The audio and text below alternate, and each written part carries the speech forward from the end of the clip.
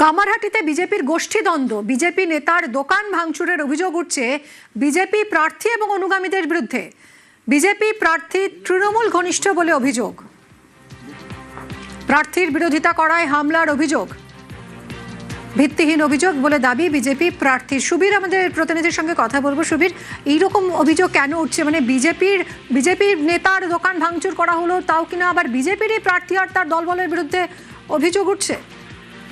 দেখো, উত্তর শহরতলির বিজেপির কিষাণ মোর্চার সহ সভাপতি যে রয়েছেন অমিতাভ রায়, তিনি বিস্ফোরক অভিযোগ করছেন একদম ছবি দেখিয়ে। যে ছবির মধ্যে দেখা যাচ্ছে যিনি বিজেপির প্রার্থী হয়েছেন অরূপ চৌধুরী, তিনি কখনো দেখা যাচ্ছে ছবিতে কামারহাটি পৌরসভার চেয়ারম্যান গোপাল শাহর সঙ্গে রয়েছেন, কখন তৃণমূল সাংসদ সৌগত রায়ের সঙ্গে ছবি রয়েছে, আবার কখনো বা কলকাতার যিনি তৃণমূল নেতা দেবাশিস কুমার তার সঙ্গে ঘনিষ্ঠতার ছবি দেখা যাচ্ছে। এবং সেই ছবি দিয়ে তিনি পোস্ট করেছেন যে এই যে বিজেপি প্রার্থী অরূপ চৌধুরী, তিনি তৃণমূল ঘনিষ্ঠ এবং তাকে বিজেপি দল টিকিট দিয়েছে, এবং এই নিয়েই তিনি পুরনো কর্মী বা তিনি ভূমিপুত্র কামারহাটির, সেই জায়গা থেকে এলাকার যারা প্রার্থী বা কেন হলেন না, কেন বিজেপি অন্য এরকম একজনকে প্রার্থী করলেন যিনি বিজেপি তৃণমূল ঘনিষ্ঠ নেতাদের ঘনিষ্ঠ, এবং এই নিয়ে তিনি যখন প্রতিবাদ করেন তখনই রাতের অন্ধকারে তার নওদাপাড়া যে দোকান আছেন সেই দোকানের কিন্তু বাইরে দুষ্কৃতীরা ভাঙচুর চালায়, এবং যারা ভাঙচুর চালায় তারা বিজেপি প্রার্থী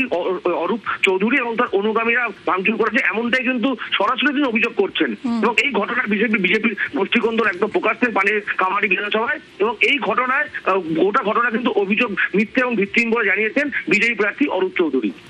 ধন্যবাদ সুবীর।